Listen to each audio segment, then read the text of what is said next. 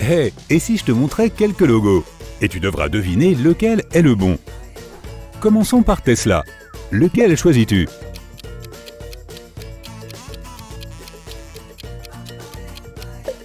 Oui, c'est celui de droite. BMW. Quel est ton choix?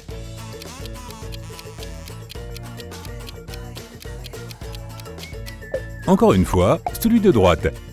Notre prochain est Subaru. Qu'est-ce que tu en penses?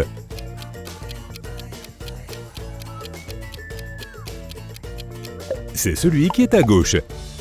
Est-ce que tu aimes les achats en ligne? Quel est le bon logo d'eBay?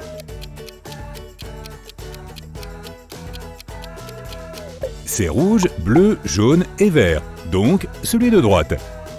Et maintenant Coca-Cola. Qu'en penses-tu?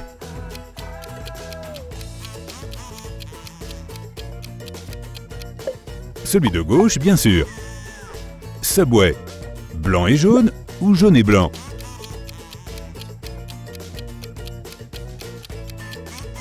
Blanc et jaune, celui de gauche. Es-tu un fan de Reddit? Ce n'est pas grave, j'ai juste besoin de ton vote.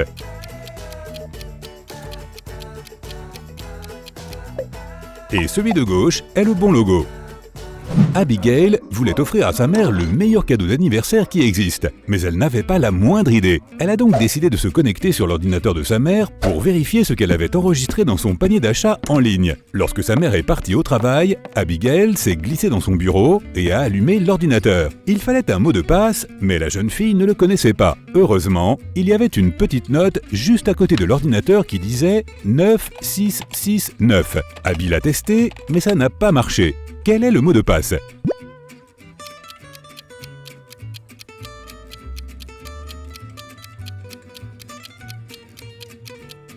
La note est juste à l'envers. La fille devrait essayer 6, 9, 9, 6.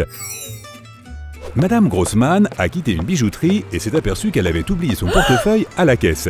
Elle y est retournée, mais le portefeuille n'était plus là. Elle a appelé la police et à leur arrivée, ils ont demandé si quelqu'un avait vu son portefeuille. Lexi, la caissière, a dit qu'elle ne l'avait pas vu. Steven, un client, a dit qu'il s'était approché de la caissière pour demander quelque chose, mais qu'il n'avait pas vu de portefeuille. Cole, un autre client, a dit qu'il était occupé en train de parler au téléphone avec sa femme.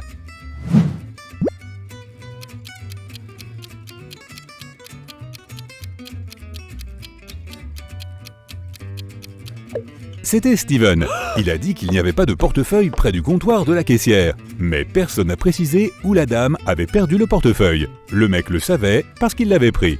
Esmée se promenait dans la forêt et s'est perdue. Après des heures à errer, elle a trouvé la maison d'une sorcière. Celle-ci organisait une fête, elle avait 300 ans.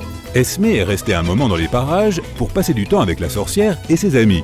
Mais ensuite, la jeune fille a demandé à la sorcière de lui montrer la sortie. Celle-ci a répondu à Esmée qu'elle devait les aider.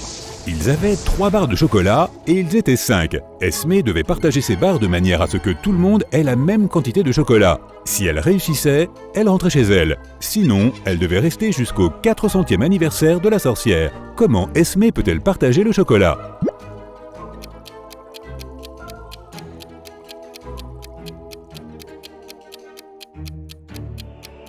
Elle doit casser chacune des barres en 5 morceaux. De cette façon, tout le monde aura 3 morceaux au total. Le dernier jour d'école, un des élèves, Joachim, a disparu. Un détective est arrivé pour enquêter sur l'affaire. Il y avait 3 suspects. Madame Adams, la directrice, Monsieur Jones, l'homme chargé du nettoyage, et Nora, une camarade de classe de Joachim. Madame Adams a dit qu'elle avait beaucoup de paperasse à terminer. Elle avait passé toute la journée dans son bureau. Monsieur Jones a admis qu'il connaissait Joachim, mais il a dit qu'il n'avait rien à voir avec cet incident. Nora a dit qu'elle était restée à l'école après les cours pour faire ses devoirs pour le lendemain. Mais elle n'a pas vu Joachim après la fin des cours. Qui doit arrêter le détective?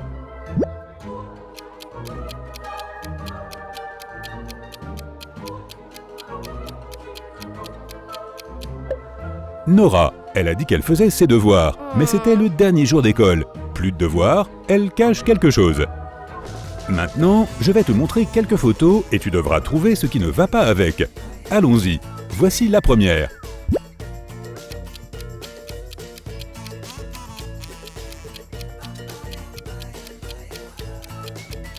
Regarde, le séparateur du livre est du mauvais côté. Ok, la suivante.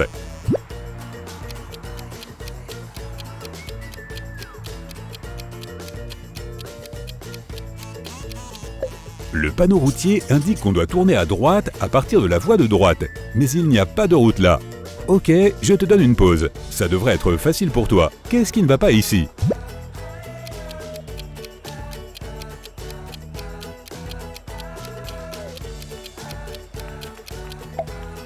C'est ça, les athlètes jouent au foot avec une balle de baseball.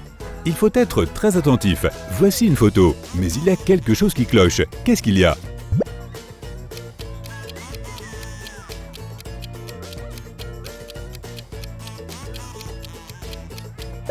Regarde, la piscine est gelée. Ce n'est pas drôle. Dans une petite ville tranquille, quelqu'un a commencé à braquer la banque régulièrement. La personne était si rapide que la police ne pouvait pas l'attraper.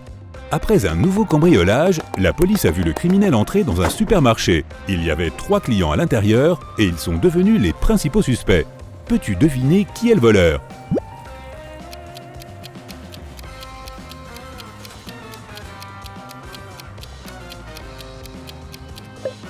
C'est la fille du milieu.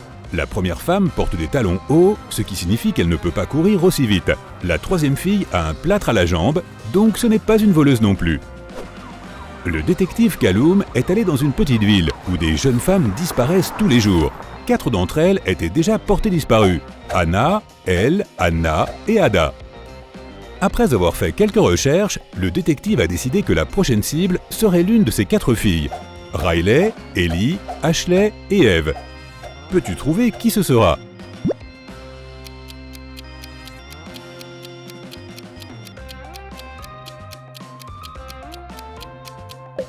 Il semblerait que toutes les filles disparues aient des noms palindromes.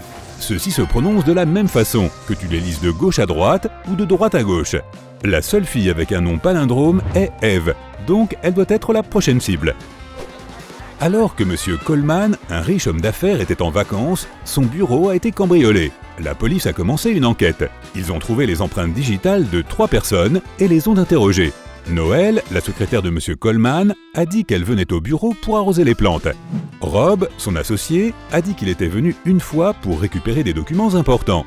Brandon, le gars qui fait le ménage, a dit qu'il avait lavé le sol tous les 2 jours. Qui a cambriolé le bureau?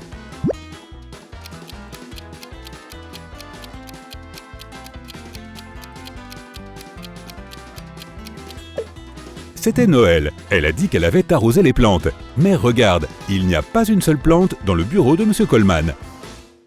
John faisait partie d'une expédition au pôle Sud. Un jour, il s'est réveillé dans une grotte gelée. Il ne se souvenait pas de ce qui s'était passé, mais il savait qu'il devait sortir de là. Il a vu 3 portes et une affiche. Elle disait que derrière la première porte, il y avait une pièce remplie de gaz toxiques. Derrière la deuxième, il y avait un énorme lac. Et derrière la troisième porte, il y avait une pièce où des glaçons pointus tombaient du plafond toutes les secondes. John ne savait pas nager. Quelle porte doit-il choisir pour être en sécurité?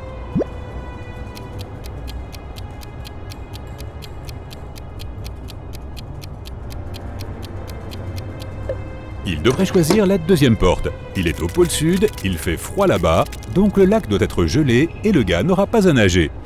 Aurore a décidé de passer ses vacances d'été à la campagne. Elle aimait faire de longues excursions dans la forêt voisine, toute seule. Un jour, elle est tombée sur un vieux manoir. Il datait du XVIIIe siècle et personne n'y avait vécu depuis. L'intérieur était couvert de poussière, il n'y avait ni lumière ni électricité, mais l'endroit était magnifique. Soudain, la porte s'est refermée derrière Aurore.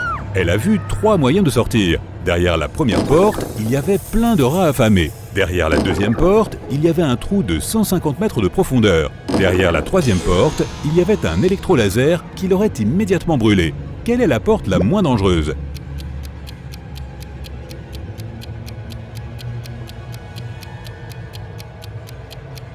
La troisième. Il n'y a pas d'électricité, donc le laser ne fonctionne pas. Dylan était à l'étranger, profitant du soleil et de ses vacances tant attendues. Un jour, il a fait la connaissance d'une belle fille sur la plage. Il passe toute la journée avec elle. Le soir, il se rend compte qu'il ne connaît pas son nom. Il lui demande s'il peut sortir avec elle le lendemain. La fille accepte, mais seulement s'il peut deviner son nom. Dylan est catastrophé, mais heureusement, la fille l'aime bien aussi. Alors elle a inscrit quelque chose sur un morceau de papier pour lui donner un indice. Voilà ce que cela disait. Peux-tu deviner le nom de la fille?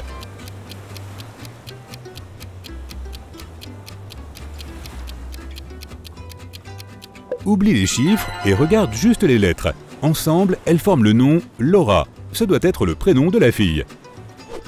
Jelena voulait aller à une fête organisée par sa camarade de classe, mais sa mère ne l'a pas laissée y aller. Mais ensuite, Madame Miller culpabilise de ne pas avoir permis à sa fille de s'amuser. Elle se souvient alors que ses parents ont récemment déménagé dans une petite ferme et ont acheté des chèvres. Elle a donc suggéré à Jelena d'aller voir ses grands-parents à la ferme. La jeune fille accepte, mais au lieu d'aller à la ferme, elle se rend à la fête. Lorsque Jelena est rentrée chez elle le dimanche soir, sa mère lui a demandé si elle avait aimé la ferme. La fille a répondu que oui, elle ne savait pas que les poulets étaient si mignons. Pourtant, après cela, Jelena a été punie. Pourquoi ?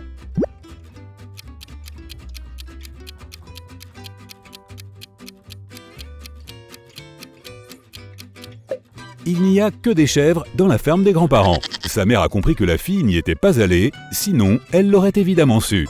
C'était le matin et il neigeait. Le détective Callum n'avait pas beaucoup de travail ce jour-là. Mais dans la soirée, le propriétaire d'une bijouterie a signalé que son commerce avait été cambriolé. Le détective Callum a demandé aux personnes qui vivaient à côté ce qu'elles avaient fait pendant ce temps-là.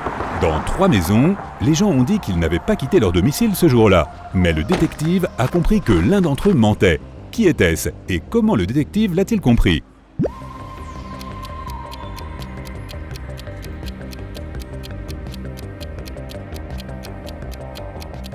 C'était quelqu'un de la 2e maison. Il neigeait le matin. Si personne n'avait quitté la maison, il n'y aurait pas eu de neige sous les voitures. Or, justement, il y a de la neige sous cette voiture. Une femme riche voyageait sur un petit mais luxueux bateau de croisière. Une nuit, pendant une tempête, elle a été cambriolée. Quelqu'un a dit que l'un des passagers, Logan, était très louche depuis le début. Il n'avait pas arrêté de surveiller la femme. Le détective a interrogé Logan, mais l'homme a nié avoir volé quoi que ce soit. Il a dit que pendant la tempête, il était dans sa cabine, écrivant une lettre à sa femme. Il a ensuite montré la lettre au détective. La voici. Jette-y un coup d'œil. Pourquoi le détective a-t-il arrêté Logan ?